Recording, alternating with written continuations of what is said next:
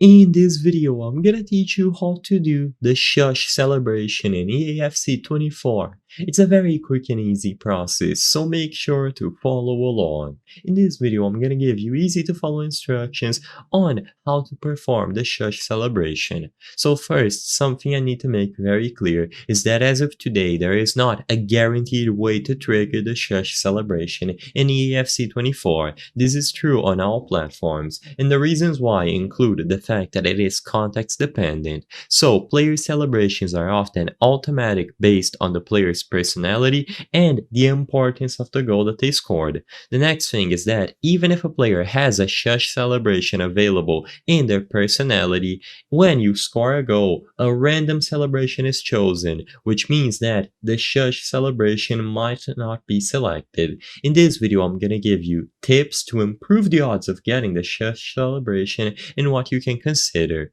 So, immediately after scoring the goal, always sprint towards the camera. When you sprint towards any camera with your player, this is going to be a common trigger for celebrations. And if your player is in the right context and their personality allows it, they are going to perform the Shush celebration.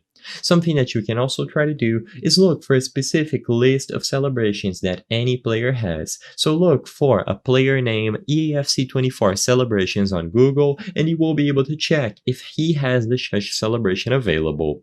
And the last option that you can do as an alternative method is to hold down LB or L1 and RB or R1 together at the same time after scoring a goal, which triggers a generic celebration where your player puts their finger to their lips, which can be seen as a shushing motion. I hope I was able to help you on how to do the Shush celebration on EAFC 24. If this video helped you, please be sure to leave a like and subscribe for more quick and easy tips. Thank you for watching.